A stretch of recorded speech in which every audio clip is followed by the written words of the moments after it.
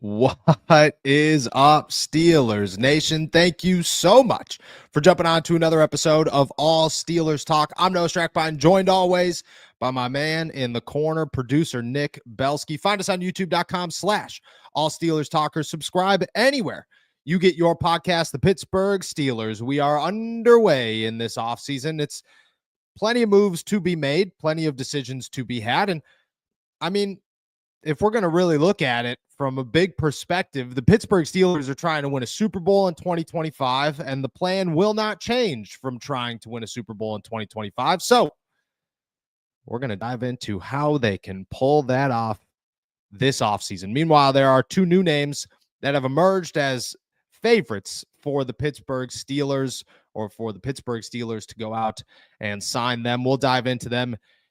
It's championship weekend, so we're going to make our picks, and we're going to answer all your questions. Nick, it's a good one here in the Berg. Got the parents coming this weekend, which is always fun and exciting. How you feeling, my friend?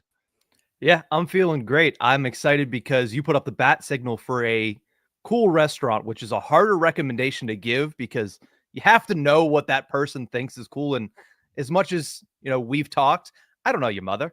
I don't know what she thinks is cool, so I don't know what to recommend. So I hope the one I threw on Twitter was good enough. Yeah, it was fantastic, to be very honest with you. I laughed so hard. I don't know how to put that back to where we were. I laughed so hard. I was mid brushing my teeth and actually lost it for a quick second. So I'm glad that we made it out alive, because I did. I toothbrush went back and then kept laughing. You got any real recommendations? And if anybody has recommendations, that would be awesome. My mother's requirements are cool. Every time somebody else comes to Pittsburgh and they go out and adventure on themselves or by themselves, they always tell my mom that they ended up at this cool restaurant or this cool bar. And I'm like, yeah, like it's cool, I guess, but it's not good. Like, there's a clear difference. You got to try to find that middle ground of cool and good. If you have them, toss them in the chat. Nick, you got any for me? No, the one that I had the last time I was in Pittsburgh was Industry in Lawrenceville. Very good food, pretty cool aesthetic, and great beer. So I think that's the one that I would go to. If you want a cool view, Coughlin's Law in Mount Washington. Coughlin's Law? I actually don't. I don't know that one. Based off, I think, the movie Cocktail with Tom Cruise, but it's decent. I would say better food, Industry, cooler view and cooler area, Coughlin's Law. Okay, very cool. Coughlin's Law was not on my list. That's a good one. Mary's Vine popped up on my list. Obviously, Church Brew Works. That's like the big one. I had a cousin go to Church Brew Works. She's like, why don't you ever take me there? I'm like, because I don't like it there. Like, I don't think it's very cool, but like I wouldn't take somebody there to be like, oh man. And then Hofbrauhaus is on the list of must take my mom, but it's got to be in the summer so that she could see people dancing on tables. Otherwise, it's just a German bar with a bunch of drunk college kids. So Coughlin's Law, we'll look into it. Appreciate it. If you guys got them, toss them in the chat. Would very much so appreciate it. Let's talk some Pittsburgh Steelers football here. The offseason is upon us. We have talked everything. I think at this point we're getting kind of tired of talking about Justin Fields and Russell Wilson and Aaron Rodgers and any other quarterback that you could possibly toss out there. And we've moved on to, all right, there's got to be something else. It's not just pick a quarterback, win a Super Bowl. It's pick a quarterback, make a bunch of moves, rebuild where you can, maybe make some coaching changes, try to do this again in 2025. The Pittsburgh Steelers offseason is going to be deep. It's going to be expansive. And to be honest with you, it's got potential to be explosive and exciting, and it's got potential to be super boring. I think the Steelers find a little middle ground, and that is where you sit if you are Pittsburgh to try and figure this thing out. At the end of the day, the goal is to win a Super Bowl in 2025. It is to fix all of the issues right now so that this upcoming season, the Steelers are still an elite team. They climb back to the top of the AFC North. They win a playoff game, the whole 9 yards. That is what the Pittsburgh Steelers are looking to do. I believe that is capable of happening for this team. Do I think it's easy? Not even close. Do I think that they have the potential to go out and accomplish it? Certainly. And I have a 4-part plan. I know I said a 3-part plan, but I counted wrong on my notepad here on how the Pittsburgh Steelers could go out and make this happen. And it's not easy, but it is doable. And there is no part of this plan where you sit here and go, the Steelers aren't going to go do that. The Steelers wouldn't do this one. I think all 4 of these are realistic. They could very much so happen. And to be honest, I kind of expect them to happen this offseason, at least some of them. And we'll dive into them individually here. We'll start with the top. The Pittsburgh Steelers have a massive decision to make. We have talked about it endlessly. We will continue to talk about it. It will be the first thing that we mention on almost every podcast from here until they make the decision. And then afterwards, about whether or not that decision was right and what they do next because of that decision. The entire Pittsburgh Steelers offseason starts and ends with one move, and that move is the quarterback. My simple solution, that isn't that simple, is easy. Make your pick, because the Steelers aren't going to go out and get Kirk Cousins. They aren't going to go out and get Aaron Rodgers. They aren't going to go out and get Shedeur Sanders or trade up for Cam Ward or draft Will Howard and make him the future franchise quarterback of this team. They're going to decide between 2 guys, Russell Wilson and Justin Fields. So part 1 of this plan is very easy. Part 1 is make your decision at quarterback, make it now, and don't let them leave. Because if you let Russell Wilson or Justin Fields hit the open market, things become very dangerous very fast. You have no idea if the New York Jets are willing to pay bonkers money for another quarterback. You have no idea if a team is going to or expects to miss out on a quarterback in the NFL draft, and they're saying, we're 1 piece away, cough, cough, the Las Vegas Raiders. You have no idea if for some reason 4 starts or 6 starts, is enough to make sure that Justin Fields is worth way more money than the Pittsburgh Steelers are willing to pay him in another team's eyes. And the same with Russell Wilson. Both of these quarterbacks want an opportunity, but those dollar signs speak volumes in the NFL, and they always will. My simple start to the process for the Pittsburgh Steelers is to make that decision now as quickly as you can. And let's not act like it's a deep, difficult conversation. It's not. It's Omar Khan and Mike Tomlin. Mike Tomlin said, we spaced out half a day for it. Half a day. If you only needed half a day to make your quarterback decision, it's not that difficult of a decision to make. Go out, make that decision, sit down with who needs to be sat down with. I would expect it's Mike Tomlin, Arthur Smith, Art Rooney, Omar Khan, maybe Tom Arth, all in a room discussing, hey, how do we do this? Where do we go about this? Andy Weidel would be there as well, and making that call. And then you do not let them leave. You do not let them, whoever it is, hit the open market. You just make sure that you have your quarterback before free agency starts. Then you go to part 2. Part 2 is rebuild where you can. It's not going to be everywhere, and the Pittsburgh Steelers will never give up and just say, we're going to go 3-10. Although Jim Rooney, who is a nice guy, is getting absolutely roasted online and through the media because he's saying fans would lose their minds at 3-10. Yeah, they would. But they're also losing their minds at 10-7 with a first-round playoff exit. Nobody feels good about that, just like nobody would feel good about 3-10.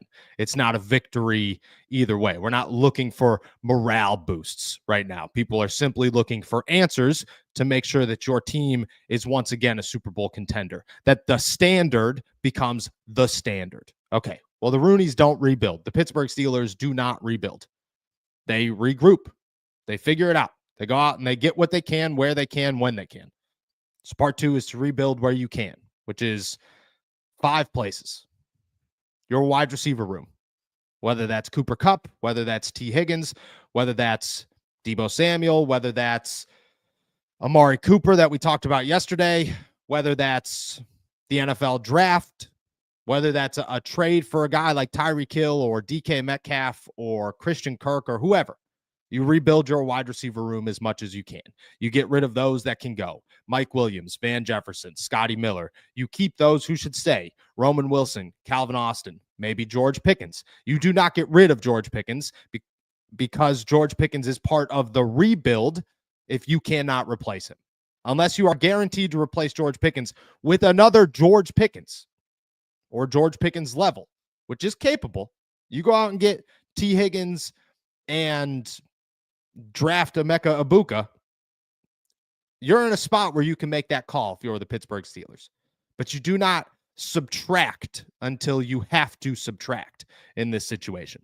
Your defensive line, you could go get all the depth in the world there, and you should, because the Pittsburgh Steelers need depth in two critical areas, their defensive and their offensive line, because whether they like it or not, they get banged up there. And whether they like it or not, you have to start guys like Dean Lowry. You have to start guys like Preston Smith. Okay, great. Go figure out how to make those guys better, how to improve that depth. You rebuild on the defensive line. You go get a guy like Javon Hargrave. You go get 2, 3, maybe even 4 defensive tackles that you could play behind all of these guys and get rid of everybody else, probably outside of Montravius Adams, and you could keep DeMarvin Leal because he's still on the end of his rookie deal, and he had potential coming into last season. On the offensive line, it's the same way. You have your starters, all 5 of them, but you have no depth. Spencer Anderson played all 5 positions last season. He can't do it again this year. Go find somebody else, maybe 2, maybe 3 guys to come in here so that you're not looking at Calvin Anderson and Max Sharping as your guys when you started out with Nate Herbig and Broderick Jones. It was a much better situation. Go set yourself up for a place like that once again, whether that's Kelvin Beachum, which I think is a great choice for them if they're going to get a swing tackle, whether that's re-signing Nate Herbig, I have no idea, but go get at least 2, maybe 3 of them. Safety. You have Miles Killebrew, you have Minkah Fitzpatrick, you have Deshaun Elliott, and you're going to hope Ryan Watts turns into something. Go replace DeMonte Casey. That, in my eyes, is a rebuild. You use him enough to the point where you could have a third safety who makes a pretty significant impact. Okay, go get a safety. And then corner. Maybe you bring back Dante Jackson. Maybe you don't. Either way, you are adding at least 2 members to this room in 2025. One of them's a rookie, most likely, and the other one's the next James Pierre. Make sure James Pierre is better. That's part 2. Rebuild where you can. Part 3. Get 2 draft picks that make an immediate impact. You need a Keanu Benton and a Broderick Jones, or a Joey Porter Jr. and a Broderick Jones. You need those guys. You need a Troy Fautanu and a Zach Frazier. My suggestion, go get a wide receiver or a corner and a running back. Both of those guys would make immediate impacts. Both of those guys would come in here and be day 1, second stringers that come off the bench quite frequently. But you need at least 2 of them to make this thing work. And last but not least, Mike Tomlin, back off. Do what you got to do on the defensive side of the football.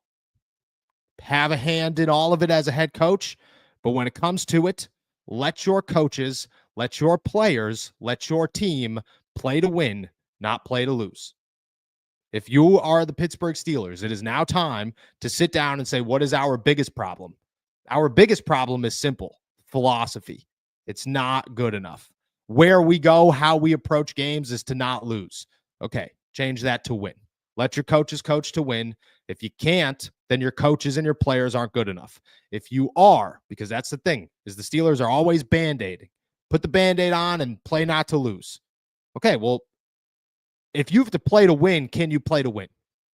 Figure it out. Because if you can't, who cares about 10-7 in a first-round playoff win? Go 3-10. If you can't play to win, if you can't win games to play to win and win them, go figure it out the next offseason and really figure it out, because you got issues. That's my 4-part plan there. You got to pick a quarterback. You got to keep it. You got to rebuild where you can. The defensive line, the offensive line, wide receiver, safety, corner. Get 2 draft picks that immediately work. And you could add running back to the rebuild as well, but I would imagine that comes with the draft picks. And then Mike Tomlin, let him play to win and see what happens, because that's why you build a team, to try and win. Go see if you can win. That's my 4-part plan for the Pittsburgh Steelers. What's your thoughts? Unfortunately, I think the one prong of your plan there that would make the biggest impact for the Steelers between 2024 and 2025 also just happens to be the least likely of any of them, and that's part 4. And that's Mike Tomlin changing his philosophy on how to win games at this level. He is always going to be conservative. Don't turn the ball over, put it all in the defense, and do just enough to squeak by, no matter if you're playing a 2-win team or if you're playing a 13-win team. That's his philosophy. I just don't see that changing. But I will agree with you. That's one of the best ways to get this team over the hump. That's one of the best ways to get this team out from this mediocre middle that they've been sitting in for the last 5 years, probably more if you ask some people. But the problem is that is a directive from the top down, and the top in the Steelers organization, outside of Art 2 himself, is Mike Tomlin. And I just don't know if that's going to happen. Outside of that, no, I like what you're saying there. You need to go out and bolster these certain areas. And I think we all agree that those are the areas that are in the biggest need of being bolstered this offseason. But it all comes down to part 4, because if that doesn't change, I'm not sure there's going to be material change in the results in 2025. I agree. If you don't let your team play to win, you'll never win. You'll never pull it off. You're going to stay where you are for the rest of the time. But you're set to build a team to try and win. Okay, great. Let them try to win. Otherwise, it is very clearly Mike Tomlin. That's where we've come down to. Is if the Pittsburgh Steelers find guys like Justin Fields, find guys like a running back, find guys like T. Higgins, put a defensive line together, have a fantastic offensive line, and the team is still barely winning games or barely scoring 20 points or falling apart at the end of the season, it's very clearly Mike Tomlin's philosophy. It's not the message. I think that's where people go wrong here, is everybody says, is the message stale? The message isn't stale. The philosophy is wrong. That's what this is. Mike Tomlin does not coach teams to win. He coaches them not to lose. That is not the message. The message is go run through a brick wall. Winners win. We are the Pittsburgh Steelers. The standard is the standard. All of those things are accurate. And they still hit very hard for the Pittsburgh Steelers. I know that for a fact. But when you're building your team and your philosophy for that team, it has to go. This is not a defensive game anymore. It has to go play to win, not play not to lose. Because Patrick Mahomes is going to win. At the end of the day, Josh Allen's going to win. Lamar Jackson is going to win. You got to be able to win better than they can to actually pull off games. That's how you win in the NFL these days. And they got to do it. Yeah. Now here's the thing, and I want to highlight it. It's the one little adjustment I would make. You said that the message isn't stale, which I agree. The philosophy is wrong. I won't say it's wrong. The philosophy was right whenever Mike Tomlin was just starting at coaching. Yeah. The philosophy is now just outdated. Yes. The philosophy for the Steelers is put all your faith in the defense, and the defense will lead us to great places. It did that back when it was Dick LeBeau's defenses, back when it was Troy Polamalu, back when it was Casey Hampton, back when it was Larry Foote and James Ferrier and even Lawrence Timmons' years. That's what the philosophy was, and it could work. But now look at the Final Four in the NFL this weekend. Look at who's still playing. You want to be there? Take notes. This is teams that have good defenses. Philadelphia's defense is tremendous. Kansas City's defense is tremendous. Steve Spagnuolo should be a head coach at some point because he's been that good. But it is not fully relied upon. It is supplementary to a great offense and a great quarterback. In the Eagles' case, it's a great offense with a great running game and a great offensive line. But outside of that, Jaden Daniels, great quarterback. He's the star of the show. The defense has been very good. Better than expected, but it's supplementary. Same thing goes in Buffalo. Same thing goes in Kansas City. Even when Mahomes isn't leading record-breaking stretches, you still have to call upon him at a certain time of the game to say, hey, go be Patrick Mahomes, because the defense can do all at once. The defense can't put all the points on the board. You need the offense to be kind of the spearhead in this current NFL. The defense needs to be supplementary. Doesn't mean it has to be bad. Like, it doesn't mean it can be bad. You can have a great defense, but it needs to be supplemented by a competent and consistent offense, and the Steelers haven't had that. I agree. And they haven't had the players, but if you're going to spend the offseason putting the players together, that's why you have to, just to bring it back to philosophy, you have to allow those players to see if it works. Are we a winning offense? Because if not, you have to start over. You can't just say, well, we didn't score 20 points. We'll change one thing. No, you change it all. You see if it works. If you have a dominant offense the next season, awesome. If you don't, all right. How do we work? How do we take those next steps to become a dominant? That's the problem with the Pittsburgh Steelers is they haven't taken any steps over the last 5 years. They have just, okay, we'll try this one now. Oh, okay, we'll try this one.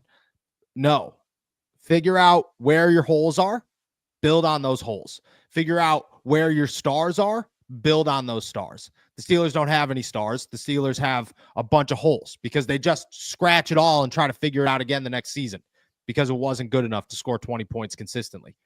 All right, well, maybe Justin Fields could score 40 points a game, but your running backs can't. All right, go get new running backs. Maybe your running backs are phenomenal and your offensive line is killing it. Justin Fields isn't the answer, or Justin Fields needs better wide receivers. Okay, great. Go figure those out. That's how you do this. Maybe Arthur Smith isn't it. All right, cool. Go get somebody else. Take steps forward. They haven't done that. To do that, there's a new name out there, my friend. We're going to talk about him next. Last season, we talked about Brandon Ayuk more than I think I've ever talked about anybody my whole life. I'm pretty sure my wife was getting jealous. No, why are you always talking about Brandon Ayuk, my friend? I mean, because that's all anybody cares about. That's all we care about. That's all anybody wanted to talk about. Brandon Ayuk. Well, San Francisco 49ers might be looking for somebody else, at least to trade somebody else. And maybe the Pittsburgh Steelers are interested once again. And I highlight the words once again. Bleacher Report has dropped Deebo Samuel as one of 4 players who could be traded. And the most likely spots, there are 2 of them. The Washington Commanders, who teams like the Washington trading for some wide receivers, maybe as much as Pittsburgh. Maybe that's a team to keep an eye on. And the Pittsburgh Steelers. Quote, 2 playoff teams with a notable lack of pass catching depth might be willing to pay a premium for Samuel. He'd be an ideal addition to any contender's receiving corps as a big-time playmaker who can help with a Super Bowl push. Your face said it all. There are 2 flaws here, okay? 1, I'm not totally sold Deebo Samuel is a Super Bowl push. This is your missing piece wide receiver at this point in his NFL career. I could be wrong, but I have watched probably too much Grant Cohn. Shout out our boy Grant Cohn in my day. And it just kind of feels like Deebo ain't in anymore.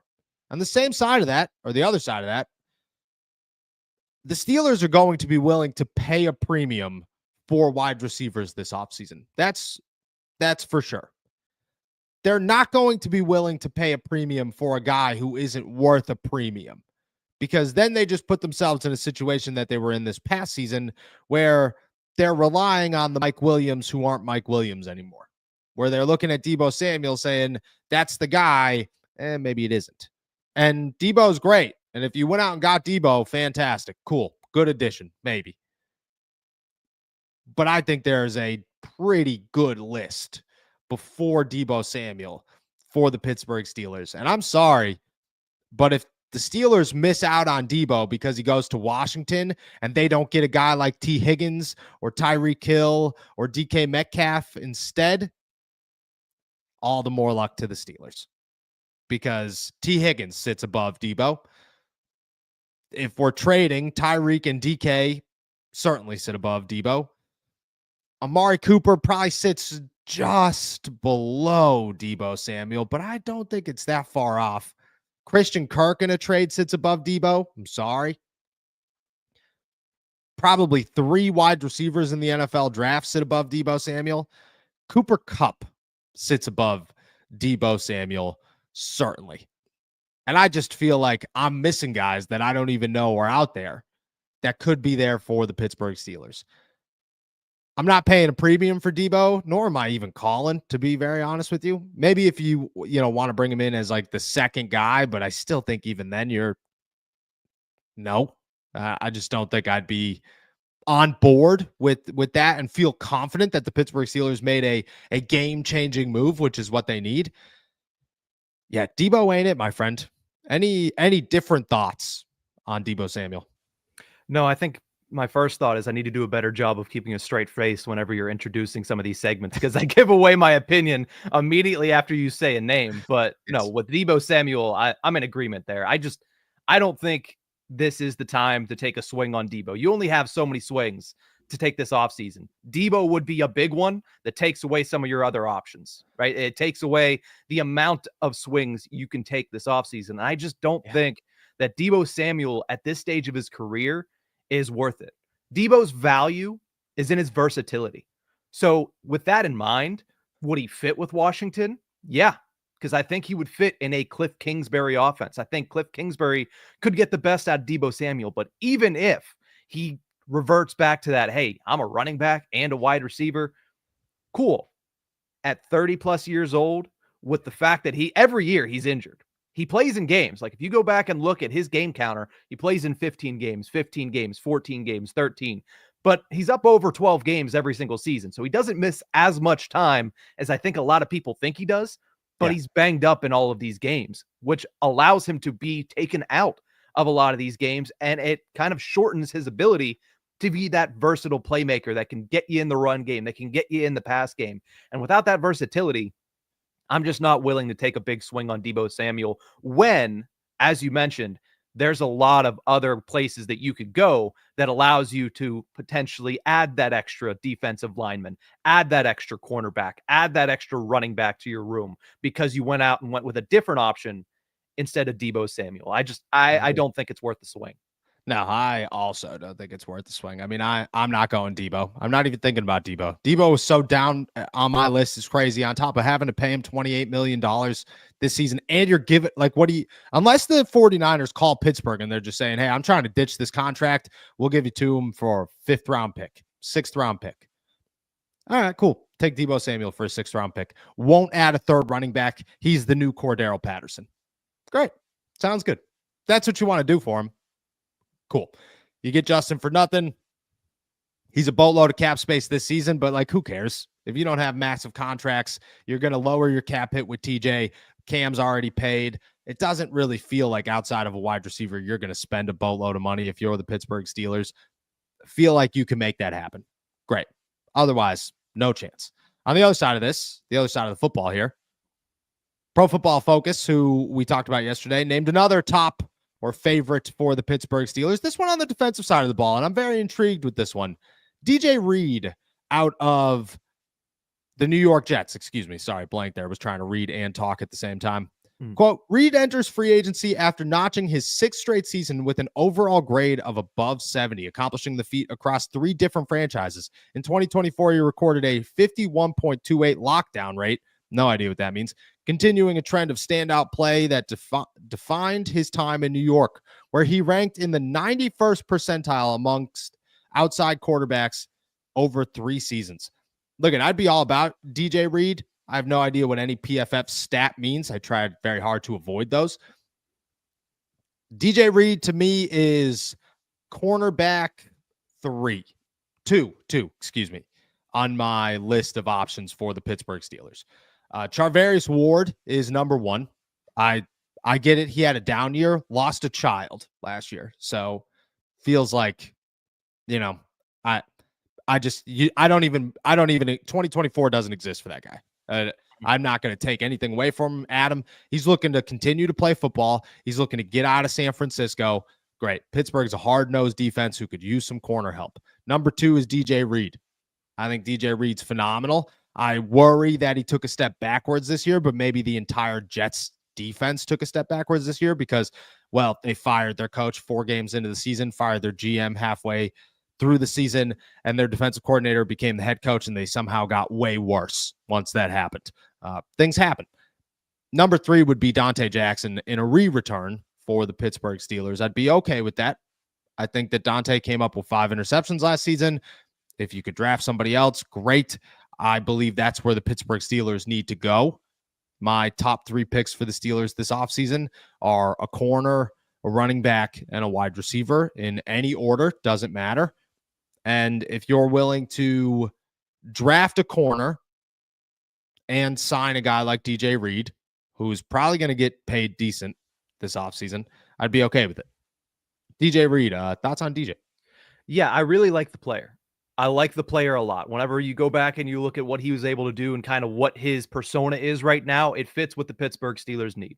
He's a really good corner that can play in a lot of different kind of facets, has played a lot in zone coverage, which the Steelers, for some reason, enjoy doing that. So if you're going to do that, why not go out and get somebody who's excelled at that at this level? He's played opposite a star cornerback. That's what the Steelers want Joey Porter to be.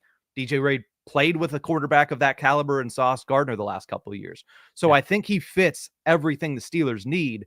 The problem is, what did we talk about 15 minutes ago when I was saying, hey, the philosophy worked before, you need to kind of change the philosophy? Steelers paid $160 million for their defense last year, and their defense was just as big of a problem as their offense in that stretch of the last 4 weeks of the season and into the playoffs.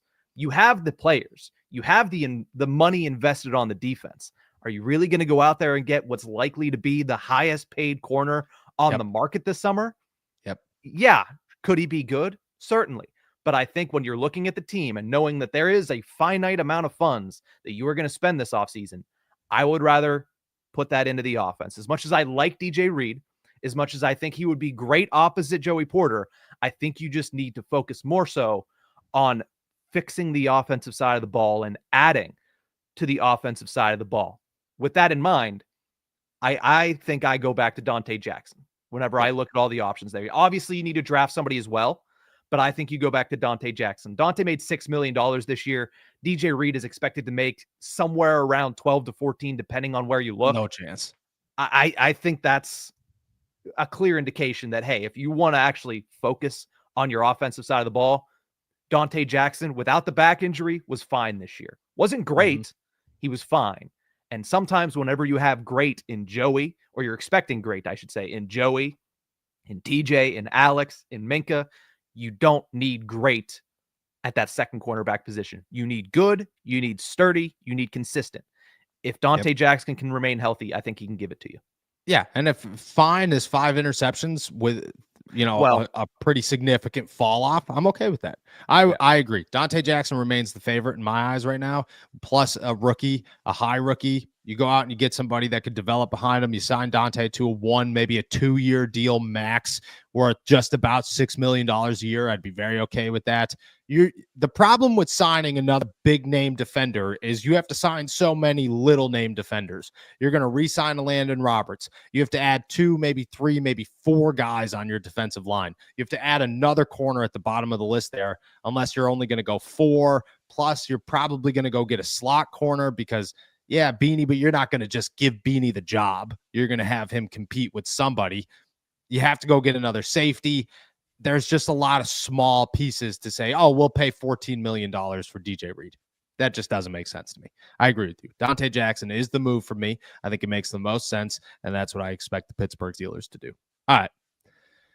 Those are the 2 there. That's my 5-point plan.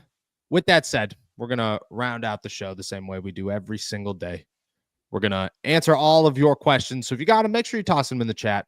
But first, we're going to take a quick break here from our boys over at DraftKings. All right, football fans, things are getting real. Whether your team has made it to the conference championship or not, there's still plenty of ways to enjoy the games. Get in on the action right now with my partners at DraftKings Sportsbooks. They're offering all new customers $200 in bonus bets instantly by just betting $5. Don't let this slip away. Download the DraftKings app now and sign up using our code ALLSTEELERS.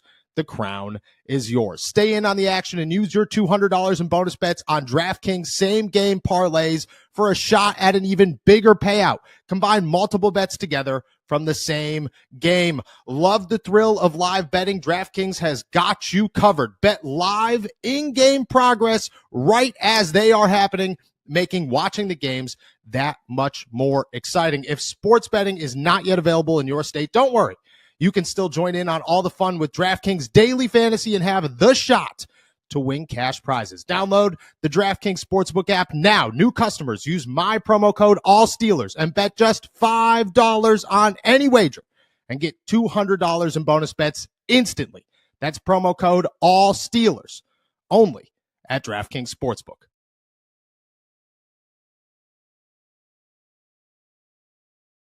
All right. Once again, I have shout out our boys over at DraftKings. Once again, I have forgotten a segment of the show. So we're going to dive into our picks divisional round, AFC, NFC. We only got 2 more weeks of this, 3 more games to bet on. That is very sad, to be honest with you. It's very, very sad. But we got 2 games to pick. I'm excited to pick them. Nick, I'm going to toss it to you. What do we got?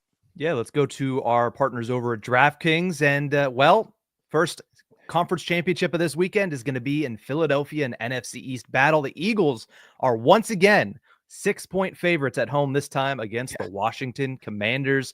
This one I've gone back and forth on a lot, but I think I'm riding with the Washington Commanders. I think I am. The weather, no bad weather, just cold. But I mean, it's January. It's cold everywhere right now. Yeah. So, but no weather that's going to seriously and significantly affect Jaden Daniels' ability to throw the football. Because of that, I think I'm going to take the Commanders plus the 6. I don't know if I would take them outright. Yeah, I would not take them outright. There's no chance that the Washington Commanders win a Super Bowl. I mean, I get it. There's a chance, but it's a rookie quarterback. At some point, it's a rookie quarterback. I agree with you, though. I'm taking the 6 on the Washington Commanders. That's the easiest. I mean, Philadelphia, in my eyes, has not like overly impressed me in this playoff run. I am going to be very sad when it's Kansas City, Philadelphia 2.0 because the Super Bowl logo gave it away 6 months ago, and that's just very upsetting. But I'm going Washington as well. I just think they keep this one close. You got to remember though, Jaden Daniels beat the Philadelphia Eagles last time they played on a Kenny Pickett loss and a Hail Mary there at the end that just proves he could pull off some incredible things. So I'm going Washington in this one. But I'm not picking them to win, but the 6. All right, let's go to the AFC and the game that everybody is excited for. Josh Allen versus Patrick Mahomes in Kansas City at Arrowhead. The Chiefs are 1.5-point favorites. Who you got in the battle of the 2 quarterbacks? So I have a question for you. How many times do these guys have to play in the playoffs before we start talking Brady, Peyton Manning level? Oh, I think we're there. Are we there? This is what, the 5th time that they've played? I think not Burrow. Different conversation. But Allen is 1-3 against Mahomes in the playoffs, but 4-0 against him in the regular season. So these guys have played a lot against each other, and it's always been divisional round conference championship. So I would say we're there. Okay. All right. I like it. I'm what's the spread? 1.5? 1.5 in favor of the home team. I'm going Buffalo. I'm going Buffalo only because Kansas City is probably going to win. I like the 3-peat is almost inevitable. I get it. Buffalo is the team that beat the Ravens and beat them. And I thought the Ravens were the sneakiest team to win the Super Bowl this year. So I'm going Buffalo. I think Josh Allen, I want to say he could do this. I do. I want to say at some point he gets the best of them. It would be crazy for Josh Allen to win this one and Travis Kelce to not sail off into the sunset. That would be one hell of an ending. But that's usually how it goes, is that these guys that should sail off into the sunset don't. And they end up just short or something like that. Or Jason Kelce is a great example. I'm going Buffalo on this one. Yeah, I've been back and forth on this one as well, but I just think that you can only tug on Superman's cape so many times before he turns around and slaps you in the face. And to me, Josh Allen is Superman. He's the MVP this year. I think that we kind of have learned that throughout the season and kind of saw that firsthand last week in the divisional round. And it just feels like the Chiefs have been playing on borrowed time. And I know I've said this before. I know a lot of people have said this before, and the Chiefs somehow just end up in this spot year and year and year again. But you know what? I think this is finally the year it happens. I think Superman turns around. I think he slaps you in the face, and I think Josh Allen takes the Bills to the Super Bowl. I would love it. At this point, we can't even break the tie. We're just hoping for the best at this one. But Eagles Bills, I could get behind. Eagles Bills. And with that, that is our divisional, our AFC NFC championship picks there. Feels a little less dramatic, but you know. Yeah. Once you get to this point, it's kind of hard to be dramatic because it's like, all right, how many differing opinions can you get whenever it's just two different games and one of them is a I would say a massive spread for a conference championship. 6 is a lot of points for a conference championship that is against 2 interdivisional rivals. That's a lot. It's a lot. Shout out our boy Ari Meyer, who's a big Washington guy and has texted me, letting me know he wanted the Eagles. So he got him. They got him. See what happens. All right. With that said, we're going to finish out the show the same way we do every single day. We're going to answer all of your questions. Make sure you're tossing them in the chat. We'll get to all of them before we head out of here. Nick, what do we got? Yeah, let's kick things off with Madeline, who's always in here early. I appreciate that. Says, thanks for answering my questions. Why do you think people are finding it hard to see Justin Fields as a starter? Dude has had 3 different OCs in 4 years. Of course, it wouldn't be ideal for him. I agree. That was my argument last year, is Justin Fields looked terrible when he showed up in Pittsburgh. I made it very known Justin Fields looked terrible. I thought, oh man, I hope Justin never turns into the starter, because I'm talking so poorly about this guy because he's playing poorly. And then he just took step after step after step the whole process. And you're going, Justin Fields was terrible when he showed up in Pittsburgh, but he might not be terrible. He might have so much untapped potential behind him that a good OC, a good quarterbacks coach, a reliable head coach could actually provide and pull from this guy. Just feels like the Pittsburgh Steelers have an opportunity to bring consistency to Justin Fields' career. And who knows? You want to know what the biggest downfall of a top quarterback is?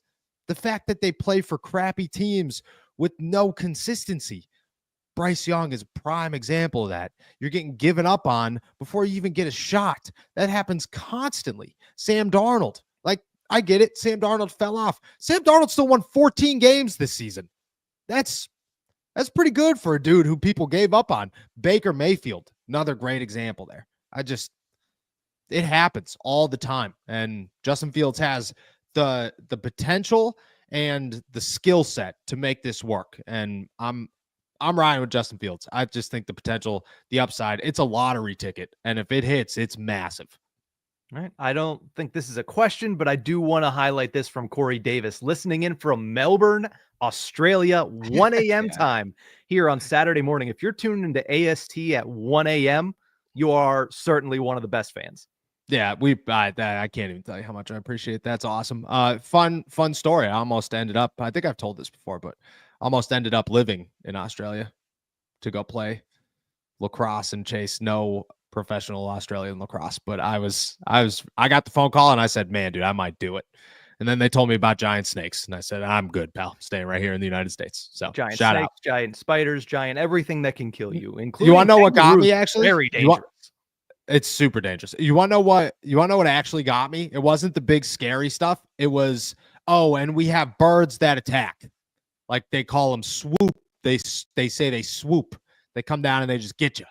And I was like, you can't even be walking outside looking at the birds without risking losing an eye. I'm good, dude. Shout out Corey, man. This is awesome. Let's go down to Michael. Appreciate you as always. Michael says, which Ohio State running back would you prefer if the Steelers select one of them in the draft? Any early draft prospects that just look like Steelers to you? Yeah, that look like Steelers to me in the first round that aren't Ohio State guys. Ben Morrison, physical corner, dude who could, he could shut down some of the best. If he didn't have a hip injury, I bet you he's a top 10 pick in the NFL draft. But he's going to come out here and be a stud. Siobhan Revel out of East Carolina is another one. The cornerback class has physical, could match up with you, super athletic, feels like a guy that would work well with Joey Porter Jr. corners. That's what they have. And I think that matches very well. Emeka Egbuka also seems like a Pittsburgh Steeler, just like a dude who could come out here and get open. That's what the Steelers need. I think Ashton Genty fits everything. Caleb Johnson, is a Pittsburgh Steeler for sure. And out of the Ohio State guys, I think both of them remind me of guys that will do well in the NFL.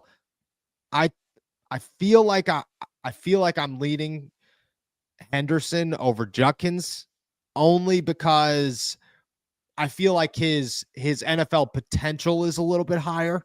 I feel like Judkins is really good, fantastic, and might be untapped. But I feel like Henderson, Judkins kind of gives me like Sony Michel vibes, where phenomenal college back. But yeah. I think Sony Michel, if he was put in the right spot, would have done really well. But just like phenomenal college running back that looks the part, but like the guy with him looks more the part. And I think Henderson's my pick there. All right, let's go over to Aaron, who says, how much do you think TJ, Minka, and Pickens will get paid this offseason? Minka will not get paid. He's still under contract. TJ is getting paid. TJ is getting a 3-year deal worth however much money he wants to get. I would imagine 32 million plus a year. That would be my guess. And I don't think George Pickens gets paid this offseason either, unless he gets traded. But if he stays in Pittsburgh, I don't imagine they sign him this offseason. All right, let's skip down to Roger Steeler. Appreciate you. Roger says, do you think the Steelers could sign T. Higgins and trade for one of DK Metcalf or Tyreek Hill as well? I think DK Metcalf is a possibility if you sign T. Higgins because he still has 2 years on his deal. I'm pretty positive there. Tyreek Hill is looking for money, and he's 32 years old or something like that. Like you're not gonna sign you're not gonna go get Tyreek Hill and pay him a boatload of money at this point in his career.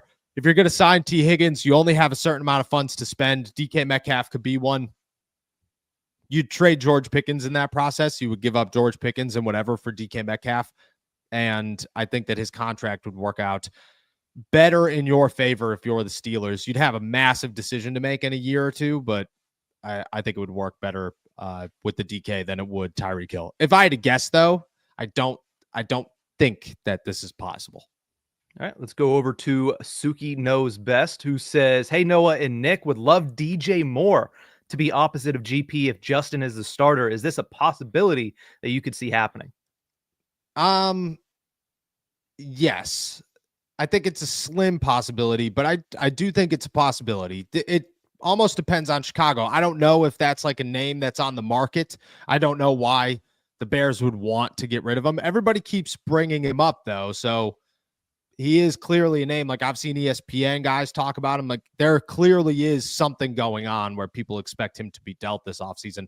If that's the case, yeah, I do see him as an option for Pittsburgh. I think he'd work really well in Pittsburgh with Justin Fields. They obviously have a connection already. And with George Pickens, I mean, I think that's a great 1-2 with Calvin Austin, Roman Wilson, and hopefully somebody else. All right, let's go down to Dalton, who has 2 questions. First, how many, if any, compensatory picks are the Steelers going to receive? I don't believe they receive any. They are not expected to receive any this offseason. No. There aren't even names that I think were close. I just don't think that I don't think anybody left that was significant enough. Deontay Johnson would have been the guy, but he got traded. So that ruined that one. So I don't believe they're not expected to. I'm trying to think of the formula, but I don't believe that anybody even got close. All right, let's go to Dalton's second question here. Who is your favorite pending free agent, excluding T. Higgins, that you would love to see the Steelers pick up? I'd like to know Noah's pick as well as Nick's.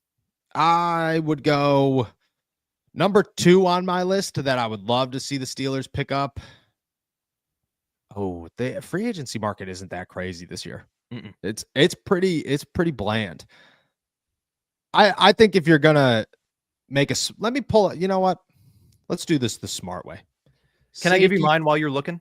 Yeah, 100%. Yeah, the one that I'm looking at, obviously, if you can't get T. Higgins, because T would be great, and he's the only guy I'm willing to overpay for. But then if you don't get him, I want to look for a veteran for that room. I want to look for a veteran receiver if you're going to keep George Pickens, and the best name available is Chris Godwin. I understand he has some health issues, but if he's healthy, he is an absolute animal, and I think that he's exactly what the Steelers need in that room opposite George Pickens for 2025. I mean, Chris Godwin's a stud. That would be awesome. Chris Godwin's the most overlooked member of the free agency class, if we're going to be honest. I would love Chris Godwin. I'm going to go C. I'm going to go safety here. I would say a guy maybe like Justin Reed, if you could pull that off. The safety, you got to remember, I'm going to toss out names here and people are going to be like, oh, that's too expensive. The safety market is never expensive. If you don't sign your guy in-house, they don't get paid. Remember Tyrann Mathieu got paid like $5 million the year. Everybody was like, the Steelers should sign him. The Steelers should sign him. And then they didn't because everybody was saying, oh, he's going to make $15 million this season. And he made half of it. Justin Reed could be a name. Tyrann Mathieu could be a name, which would be awesome. Marcus Epps is another name that I think I'd be very into if I was the Pittsburgh Steelers. Maybe I'd stop there for a little while, but I could see any of those names kind of being a dude for the Steelers to replace DeMonte KZ. I think I like the safety position. Go get somebody as a safety. All right, fair enough. Let's go over to Shower Curtain, who says, Noah, I see you got far on the redesign. First, you need some black and gold on the walls, and I did like the shelf. Let's hear some thoughts. Black and gold right there, our boy Jack Lambert. Yeah, it's coming along. I figured the best way to do this is to just start from scratch, pull it all down. This turned into a massive project. Like I did the one thing the Steelers will never do, and you burned it to the ground to build it. Burned it to the ground. I took everything off and then put it everywhere else, and like the office looks great. I can't show you guys because I duct taped the what? There's no pivot on your camera. No, there's no pivot. I duct taped the camera to the desk so that it never moves, so that it's always the perfect angle. But the office looks great. The background, we're still working. I'm thinking the shelves are going back up here. That's hopefully by the end of the weekend. Hopefully. Okay. Let's go to Kevin, who said, your plan from earlier in the episode did not include an offensive or defensive consultant. Did you change your mind on that front? No, definitely not. Good call out, but I didn't change my mind. It's more so I tried to be realistic with the process and say this is what the Steelers could do, that they probably will do, and how they could go about it. I don't believe they're going to hire an offensive or a defensive consultant. I just look at them and say they have their guys. They're not going to change.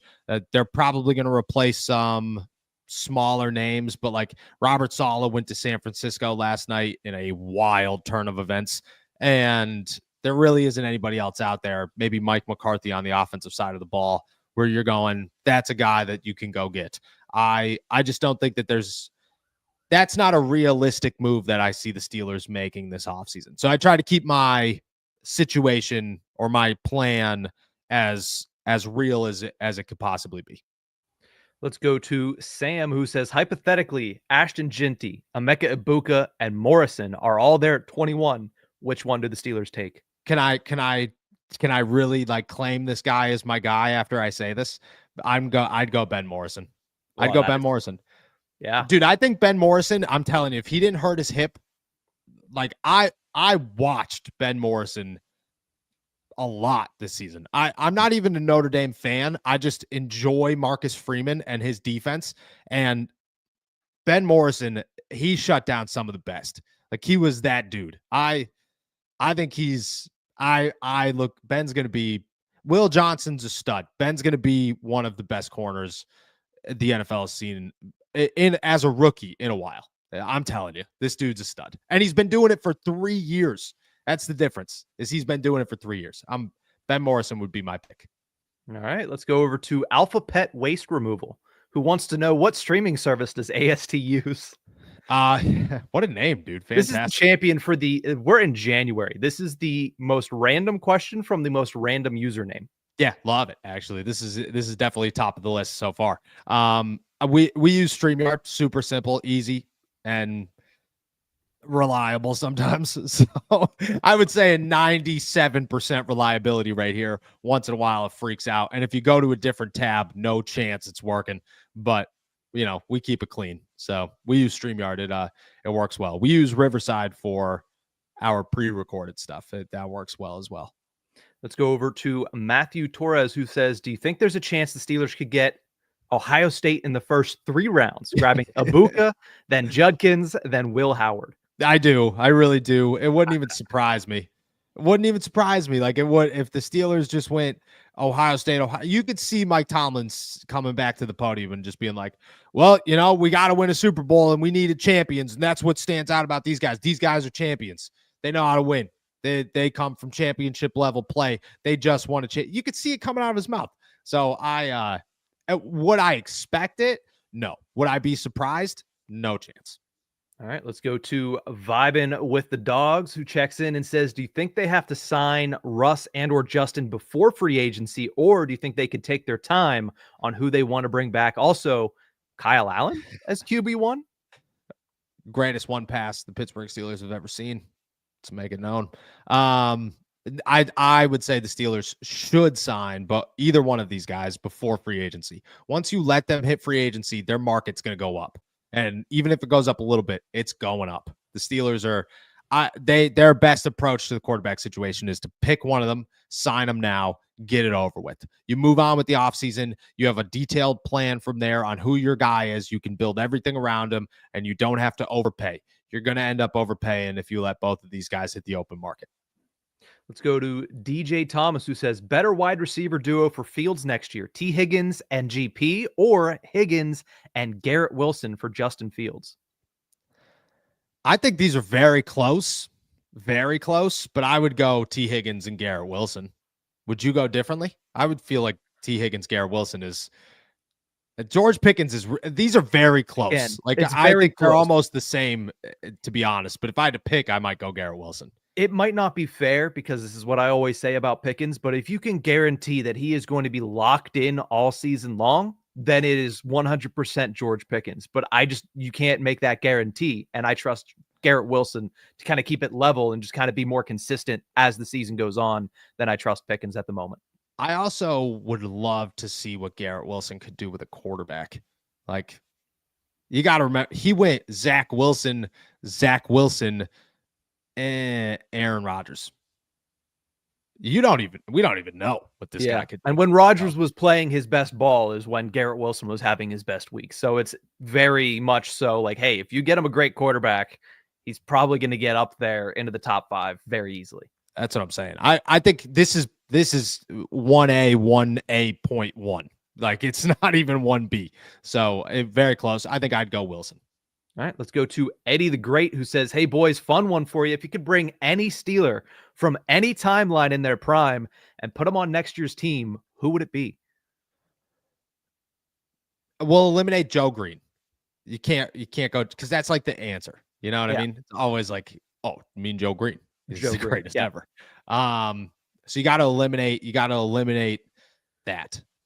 I mean, I think we should also eliminate this one, but I'm going to pick him anyways. It's Ben Roethlisberger. Yeah, that would be the pick. I mean, Ben would be unbelievable, and I'd keep George. I'd go get another wide receiver, and things would be fine. And I'd pick in their prime. It's Ben Roethlisberger. It's not even a question. Actually, it's Ben Roethlisberger.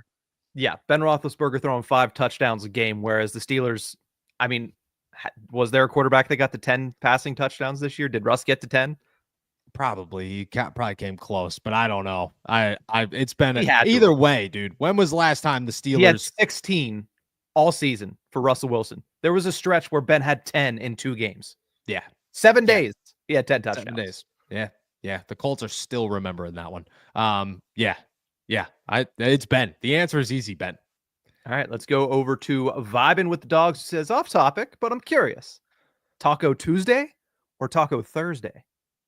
Oh, it's Taco Tuesday. Do people go Taco Thursday? I've never heard of people going Taco Thursday. I will eat tacos whenever, but like more often than not, I don't know why. It's not even planned, but more often than not, I do Taco Tuesday. I almost never do Taco Tuesday, but I eat tacos frequently, probably more Thursdays than Tuesdays. I still don't think I've ever called it Taco Thursday. I don't even know what I do call tacos. At that point. just what it's Thursday and there are tacos in front of me. Yeah, pretty much. A Taco Tuesday. I would go Taco Tuesday. Fair enough. And let's finish it off with Thomas Taylor, who says the draft is in Pittsburgh next year. What are the chances the Steelers draft their franchise quarterback and the city goes crazy? I would say slim, but it would be cool. It would be cool. They'd have to be really bad this season, and then it would be terrible. I think it'd be cooler if you won the Super Bowl and you were picking Mr. Irrelevant at the end of the draft, and that would be pretty cool in Pittsburgh. The 32nd pick, people go nuts. You're hanging out there all day. That would be cool. I don't think there's many good quarterbacks coming out of the draft or coming into the draft next year. So There's Drew Aller. There's Drew Aller. There's potentially Arch Manning, and then who knows what a year down in the Bayou does for Carson Beck. He didn't go to Bayou. He went to Miami. Miami, which I just think he's going to be worse. Potentially, but you never know. Yeah. Right.